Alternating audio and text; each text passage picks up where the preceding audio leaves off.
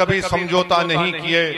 हमने हमेशा, हमारे बुजुर्गों ने, हमारे असलाफ ने, हमारी तारीख गवाए कि हमारे नबी की सीरत गवाए कि हमको ये तालीम दी गई कि हमेशा हक की सरबुलंदी के लिए काम करो, बातिल से समझौता मत करो, कमजोरों का साथ दो, यतीमों पर रहम करो, बेवाओं को हिम्मत दिलाओ और सब मिलकर एक सही रास्ते पर अपने काफिले को लेकर आगे बढ़ो। मेरे अजीज दोस्तों और बुजुर्गों, मैं इस बात का इकरार करता हूं कि 2014 से, जब से मुल्क में बीजेपी की हुकूमत बनी, जब से इस मुल्क के प्रधानमंत्री नरेंद्र मोदी बने, एक मंसूबाबंद तरीके से इस मुल्क के सेकुलरिज्म को कमजोर करने की पूरी कोशिशें की जा रही हैं। जब से नरेंद्र मोदी की हुकूमत बनी, उस वक्त से ये पूरी कोशिश की जा रही है कि भारत का ये जो सेकुलरिज्म है, भारत की जो खूबसूरती है भाईचारगी की, उसको तब्दील करके इस मुल्क को एक हिंदुत्व राष्ट्र में तब्दील किया जाए। मैं इस बात का इकरार भी करता हूं, मुझे आप जानते भी हैं, अगर यहां पर फिर कोई गड़बड़ होगी हम बैठ जाएंगे। आप लोग हट जाइए, बैठ जाइए।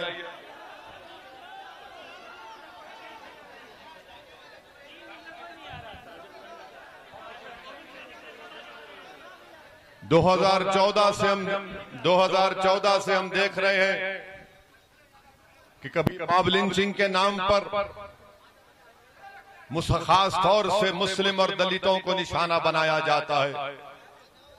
हमने देखा कि जब अखलाक को मारा गया था यही उत्तर प्रदेश में, मुझे अच्छी तरह याद है कि मैं और जनाब शौकत साहब अखलाक के घर को मिलने गए थे। मेरी आंखों में आज भी अखलाक की मां की वो मायूसी है कि कैसे उसके घर में घुसकर उसी के घर के आंगन में उसको पीट पीट कर खत्म कर दिया गया। जमाने ने देखा कि पीलू खान को रोड पर मारा गया, दुनिया ने देखा कि अकबर खान को मारकर उसके जिस्म को जलाकर उसका वीडियो बनाया गया। मुल्क ने देखा, बल्कि सारी दुनिया ने देखा, मीडिया ने दिखाया कि झारखंड में अलीमुद्दीन अंसारी को सरे बाजार पीटा गया। ऐसे कई वाकयात रोनुमा हो रहे हैं और ये करने वाले वीडियो बनाते हैं जो इस मुल्क के सेकुलरिज्म को, इस मुल्क के संविधान को कमजोर करते हैं। इस तरह का वीडियो बनाकर ये पैगाम देना चाहते हैं खास तौर से कमजोर लोगों को, खास तौर से मुस्लिम अक़लियत को और दलितों को कि देखो हम अब ताकत में आ चुके हैं, हम अपनी मनमानी कर सकते हैं। और यही वजह है कि जुल्म करने वालों के खिलाफ कभी कोई एक्शन नहीं लिया जाता। बहुत चीख पुकार होती है तो रस्मी तौर पर उनको गिरफ्तार करके 24 घंटे में उनको बेल दी जाती है। इसकी मिसाल यह है कि पार्लियामेंट के 200 गज के फासले पर ये तमाम आरएसएस की जहनियत रखने वाले लोग एक धरना देते जंतर मंतर पर और वहां पर कई नारा लगाते हैं कि काट दो मुल्लों को। गड़बड़ होती है, हम बयान देते हैं, मंजलिस एहतजाज करती है तो रस्मी तौर पर दिल्ली की पुलिस उनको गिरफ्तार करती है और 24 घंटे के अंदर उनको बेल दी जाती है। आपने देखा कि पार्लियामेंट में CAA का कानून बनने के बाद उत्तर प्रदेश में एहतजाज हुआ तो 22 मुस्लिम नौजवानों को गोली मारकर उनकी जान ले ली गई। लखनऊ से लेकर रामपुर से लेकर हर जगह पर 22 लोगों की जानें चले गई पुलिस फायरिंग में और उनको गोली लगती है पैर पर नहीं, सीने पर, सर पर गोली लगती है। ये मैं नहीं कह रहा हूं, सुप्रीम कोर्ट के रिटायर्ड जज जस्टिस सुदर्शन रेड्डी और दिल्ली हाई कोर्ट के जस्टिस AP शाह की रिपोर्ट कहती है कि मुसलमानों को टारगेट किया गया गोली मारकर। मैं आपको ये बताने आया हूं कि जब इस तरह का जुल्म होता तो क्या कोई सेकुलर जो अपने आप को सेकुलर पार्टी कहती है, ये जुल्म इसलिए हो रहा है क्योंकि मोदी वजीर आजम है। ये जुल्म करने वाले जानते हैं कि मोदी उनके साथ है।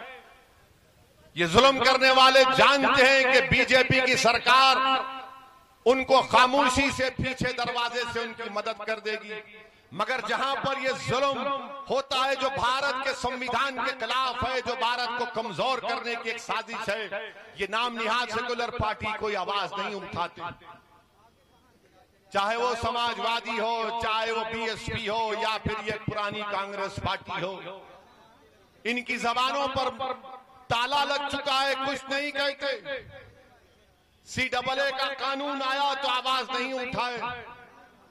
ट्रिपल तलाक का कानून लाया गया पार्लियामेंट में, कौन खुलकर बताया कि ट्रिपल तलाक का कानून जो नरेंद्र मोदी बना रहे हैं वो भारत के संविधान के खिलाफ है। नरेंद्र मोदी बड़ा दावा किए कि मैं मुस्लिम महिलाएं मेरी बहनें हैं, मैं अपनी बहनों को इंसाफ दिलाना चाह रहा हूं। किसने पार्लियामेंट में खड़े होकर कहा कि भारत में यकीनन महिलाओं से नाइंसाफी होती है, मगर नाइंसाफी उन लोगों से भी होती है जो शादी कर कर अपनी बीवी को छोड़ देते और अपने घर में नहीं रखते।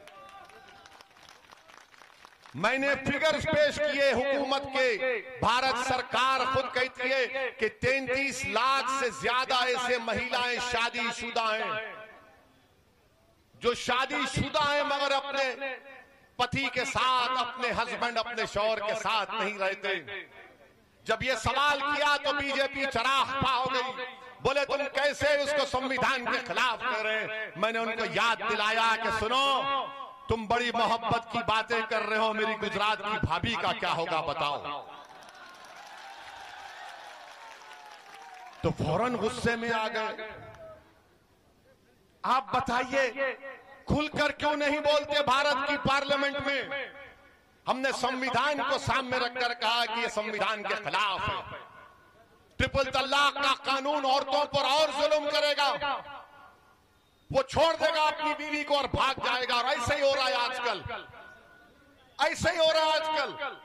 और मजीद जुल्म हो रहा है हमारी बहनों के ऊपर, क्योंकि कानून मोदी बनाए, और ऐसा कानून बनाए मोदी कि मर्दों को और ताकत दे दिए। कैसे ताकत दे दिए कि अगर कोई मर्द अपनी बीवी को 3 मर्तबा तलाक तलाक कहता है तो कानून ये कहता है कि तलाक नहीं हुआ। तो मैंने पूछा, जब तलाक नहीं हुआ तो केस किस बुनियाद पर और जेल में किस बुनियाद पर डाल रहे हो? तो मोदी हुकूमत ने कहा कि उसको नहीं बोलना चाहिए। अरे मैंने कहा, जब जुर्म नहीं हुआ तो केस किसका? तो जेल में जाएगा, और जेल में जाएगा तो बेल नहीं होगी, और अगर कोर्ट सजा देगा 2 साल की तो 2 साल तक हमारी बहन इंतजार करेगी कि जब वो जेल से निकलेगा तो जेल के सामने हमारी बहन खड़े होगी और बैंड बाजा होगा और बाजे वाले गीत गाएंगे कि बहाओ बरसाओ मेरा महबूब आया है। 2 साल तक हमारी बहन क्यों सड़ी रहे उस बदमाश आदमी के साथ जिसको शरीयत के बारे में कुछ नहीं मालूम, जिसको औरतों के हुकूक के बारे में कुछ नहीं मालूम। अब क्या कर रहा है ये मर्द? कुछ नहीं बोल रहा, घर से अपनी बीवी को निकाल रहा है और फेंक रहा है। कहां गए मोदी? कहां गए ये तमाम बड़े बड़े बुलंद बांग दावे करने वाले जो टीवी पर बैठकर ये मोदी की चमचागिरी करने वाले लोग, जो महिलाओं को बिठाकर बोलते देखो इन पे जुल्म हो रहा, आओ ना तुम। कहां है? हमने इस कानून के खिलाफ कहा।